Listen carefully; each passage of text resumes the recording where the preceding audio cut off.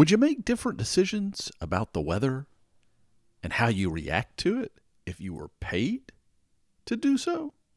Welcome to What Is It About the Weather, a podcast where we explore the many ways that weather intertwines itself into our lives. I'm your host, Mark Jelonic.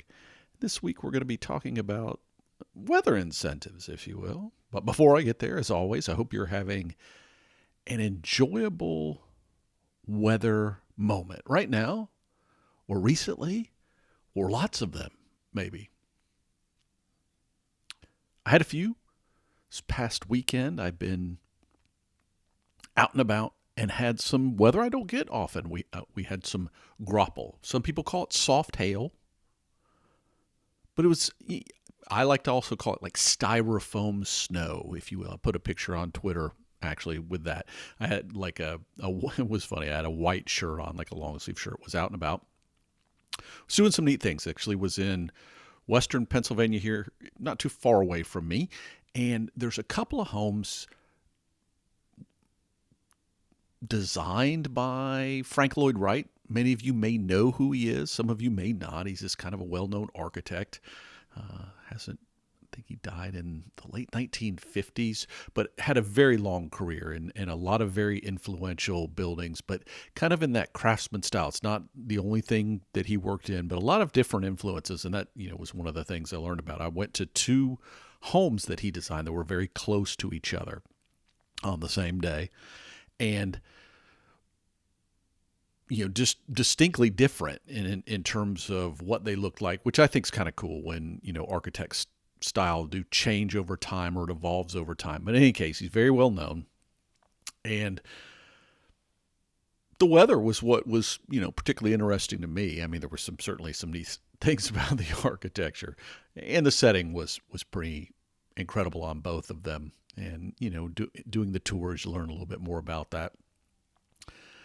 But grapple it's interesting in that, like I said, I posted this picture. If you looked at it, you would almost think, well, you need one of those sweater shaver things, where you cut the excess thread off a piece of clothing or whatever. I'm guessing they still sell those things. Those were a big thing for a while. And I know you think to yourself, actually, if you're cutting the threads, you're reducing the fabric. Yes, that's true.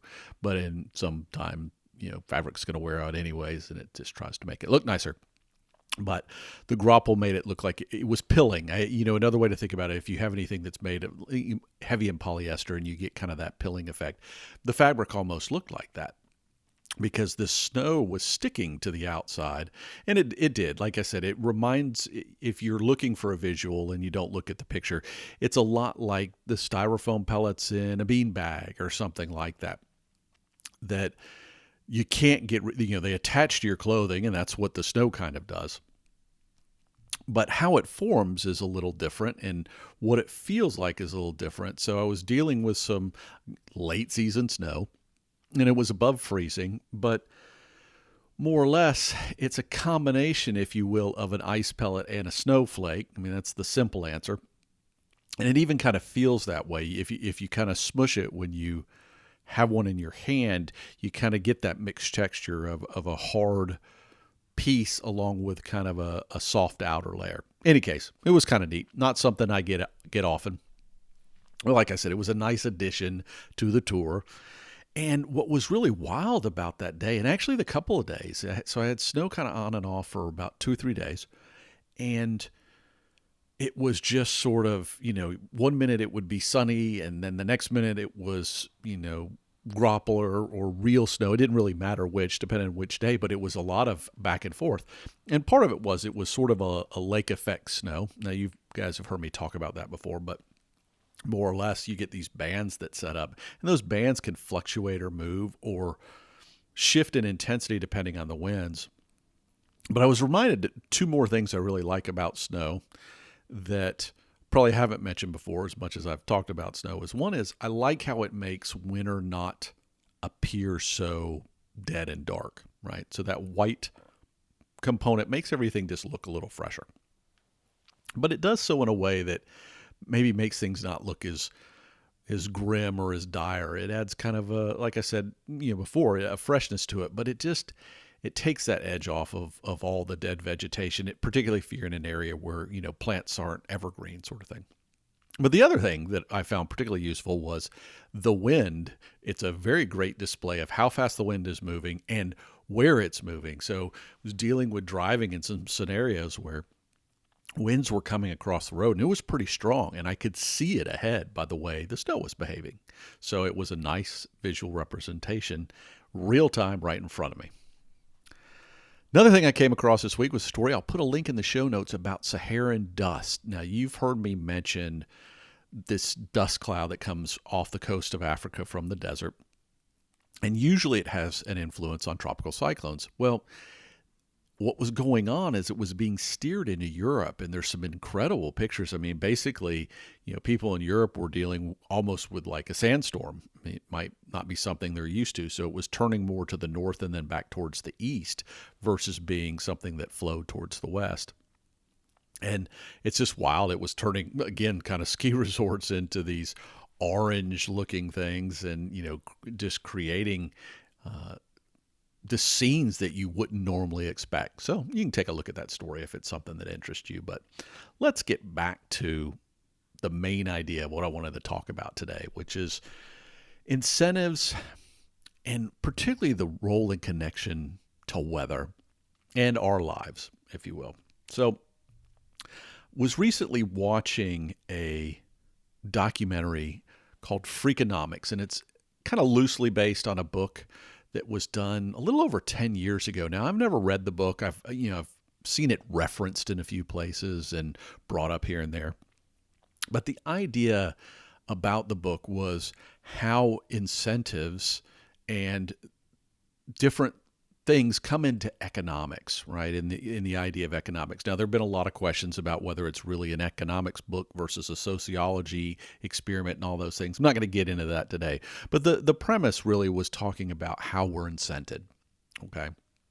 And they gave, the thing I was watching gave some different, it was like little short stories, if you will. But what they started out with was the classic example of a real estate agent and why a real estate agent would be motivated for you to take an offer right away, even if it might not be the best offer you're going to get, just by how they get paid and how much little more they're likely to get unless, someone's going to double the price, if you will.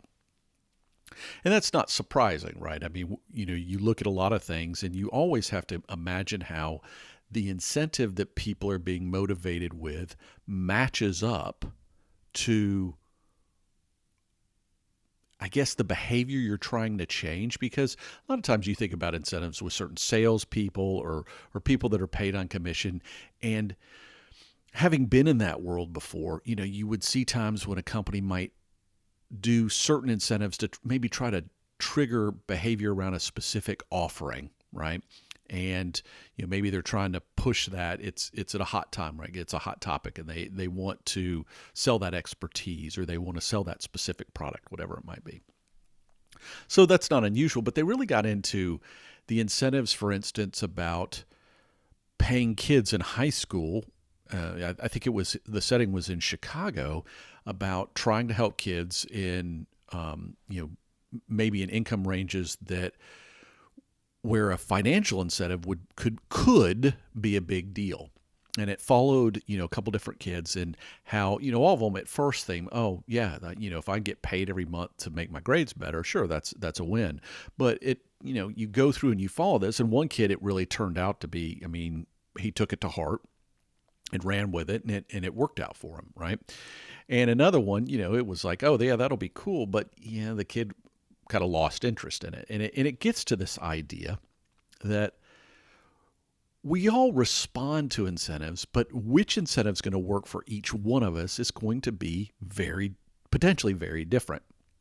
And I'll get back to the same thing in sales. One of the things that I found interesting in being in kind of business development in the sales world was I always enjoyed helping people solve problems, right? And that doesn't necessarily come with the financial component to it, but it was one of the rewards, if you will. Yeah, certainly if you're in sales or in business development, it's always nice to have commissions or being paid or compensated in a way when you achieve those things, but that might not be your primary motivation, right? And for example, why do I do this podcast? I mean, it's not, I'm not making a living at it. And we've talked about that before, right? I like to interact and share what I know, and sometimes it's just about my own growth, right? I mean, there's a piece of it that's that component as well. But we all have them for different aspects of our lives. Sometimes it can be as fundamental as life preservation. We do things to make sure that we're safe or alive or whatever it might be. But sometimes it's about improving our financial position, but it can be about advancing our career or how our relationships are. And so the incentives are going to change, right? Depending on which one it is. And I came across a very interesting case. It wasn't something that I'd planned to do. So I'd mentioned it's doing these kind of architectural tour, but also, we decided to go to a historical site that we drove past that didn't know was going to be there. And so we came back a different day because we were staying near the area. And it was about a flood that took place over 100 years ago in a town called Johnstown, Pennsylvania. Not going to stand out by name, but it was this devastating flood, killed over a couple thousand people that they know of, potentially even more than that. But what was interesting about it was understanding a little bit more about what caused it and the incentives around the failure point and how that impacts other situations that are similar. So, more or less, the Johnstown flood happened because there was this big rain event. Think of it as the equivalent of an inland, tropical cyclone, if you will, because it was a big rain event, right? Not a common thing. Can happen. Doesn't happen on a regular basis, but there was enough rain that compromised a dam. The dam collapsed, and it, just decimated this valley. Now, Johnstown just happened to be the biggest town, if you will, that was in the, fallout zone. So there were other little smaller communities that were also impacted. But it more or less destroyed this town. And it was big enough at that time. There are pictures of it. There's also illustrations of it. And it's, and if you hear the stories, there's even a documentary about it that I've seen. And you could probably find it on, some service. I think I saw it on Amazon Prime. But, there were a couple ways to watch it for free if it's a topic that interests you. And the failure point ended up being this dam. And this dam had been built originally by it's not a state, for those that don't know. It's actually a commonwealth. It's one of the 50 states, if you will, but it's a commonwealth of Pennsylvania. And they built it as part of supplying water for a canal system. And it's interesting, it was built I think between the 1830s, 1850s, but almost shortly after it was completed, the canal system it was supported was kind of abandoned, so it really wasn't needed. So the dam was sold off to a railroad company who I think had a train that ran across it, and they ended up selling it at some point to another interest. And ultimately, it was owned by a club. Now, what's interesting is this area is near Pittsburgh, Pennsylvania, and at that time, it was a big deal. I mean, there were big names like Carnegie Mellon type people that were part of this exclusive club. And it was while they owned it that the dam collapsed.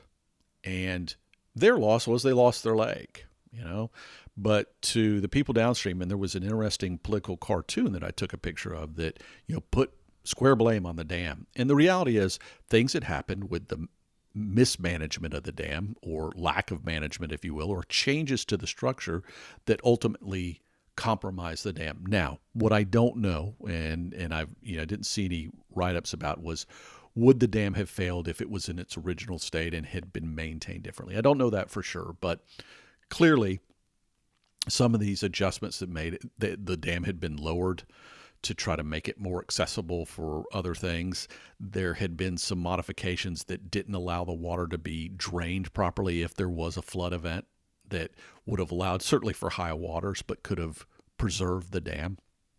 So there's a lot of talk about that. But it is believed that the dam failed because of mismanagement and the changes that took place. And I get to this thing that if you look at who owned it at the time, right, there was no particular motivation for them to worry about the dam, because, like I said, if they lost it, yeah, they lost their lake. And yes, it would have an impact. But in the grand scheme of things, these were fairly wealthy people. And the downstream people, it doesn't equate the same way. But what's really interesting about this one, after the fact, this town has flooded multiple times since then and had flooded multiple times before, and it wasn't specifically related to that dam. So we get into these things about, you can look at that single event and go, okay, where do the motivations, where do the incentives lie for how we handle this, maybe not a common weather event, but weather events that do come around. And it's proof by the town flooding on more than one occasion, major floods. And if you look at the list of floods in this town, they've had some ongoing flooding issues. So you question, okay, well, there's got to be something we do to handle part A, which is how do we make sure that things that have the potential to endanger lives are properly managed. But then you also question, why do people rebuild in the same area again and again and again despite the floods? And it, quite often for all parties involved, it gets down to incentives. What's the incentive? Well, there's a reason that you had the town there, and there's a benefit theoretically to having the town near the water, or different things that use water power or leverage that kind of capacity, transportation on water. So you see this throughout human history as we do it often again and again. And we've got these challenges, right? We as individuals make our own decisions. But then you also have this public-private thing, like the club owned the dam. And it's a lot of times like when you see corporation ownership of things, most public companies, their motivations to make money for to pay employees, et cetera, but also for the stockholders, whatever it is. And that's going to be very different than what, for instance, a government entity being in charge of something might have, where their motivation might be public safety or serving the public. Now, politics always get in the mix on that, and that's why even, with best laid plans in that category, that bad decisions made from shifting political parties or thinking that it's not compromising when it might be, and trying to be, you could still be public and have the public interest at heart, but that doesn't mean you have indefinite funds to take care of something. So there's all these things about incentives that come into play. And it was interesting. I came across a blog that talked about compensation, even about the difference between weather and climate, right? And we're talking about weather events and that specific weather events that happen that trigger things, and how that's different. And this gets back to, I was talking about salespeople. They were using weather and climate as this way. And I think it was a good analogy, is weather was looking at tactical. There's something you really want to do in the short term, whereas they were equating climate to, you want to change a long-term behavior or understand things in a picture that's different about how you want to change strategic thinking within an organization. And that is a good reference to how we think about the climate, because it's not an instantaneous thing. It is averages over time. But if you're trying to make a shift, you've got to think differently. And I think one of the classic examples I see with weather incentives has to still be in farming and agriculture about, when do you harvest? Is the freeze coming? Or, when do you plant to maximize the crop output for the year and all those things? But those individuals who work in that space are kind of attuned to that. They're for different periods of time, they're very attuned to it, but they have a product both in its creation and in its harvesting, but also at points in between that are very sensitive to can be individual weather events or a season, if you will. But the rest of us don't necessarily see it that way all the time. And maybe we should, because we do think about it with life and death, and we've talked about this before. And I even did an episode a while back. I'll put a link in the show notes if you're new to the show or new to listening. You can catch the old episode about your weather equation, because I've talked about the idea that we don't always have to think about how weather impacts us in a financial regard, but maybe sometimes it is good to look at what drives us, right? What types of incentives we like as individuals, or if we work in a corporate environment where you have the opportunity to do that, how those incentives might play out. to make sure that whether when we need to react to it or want to react to it, it doesn't always have to be the life and death. It's like, you know me. I mean, I like weather, so the incentive is, oh, cool, weather's happening. Grapple this, with this event. I lose sight of what I'm there doing. I'm hung up on the weather event, right? But maybe if we make weather more personal, but in a way that is encouraging, and again, those motivations can be preservation, but it can also be reward. It's like saving for a rainy day. But do we really do that? I'm curious. I'd like to hear from you. I mean, I know I do. I do a lot of those things, but have you ever really thought about it? Do you think about weather when you think about how to create incentives to do things, maybe not to procrastinate, so you reward yourself if you get this thing done, that the weekend's supposed to be nice. So by getting it done one night during the week, something that you might have put off the weekend, you're going to take advantage of that. Maybe we should. Maybe we should figure out better ways to use the weather to motivate us in a positive way instead of focusing on just avoiding the negative outcomes. I don't know. Let me know. Let me know your thoughts. whatisabouttheweather@gmail.com. You can also find me on Twitter, Mark_Jelonic, or What Is About the Weather on Twitter. And for those that want to incentivize the podcast to continue going, patreon.com/weather. As always, thank you to those that do support the podcast. But if you're interested, you can learn more there. But just remember, the next time you see weather and you see cash, sometimes I think we still need cash so that we're reminded of that. Think about it. Think about what connections you can make that make life more fun, more interesting, more motivating. But lest we never forget, there's much more to weather than the weather itself.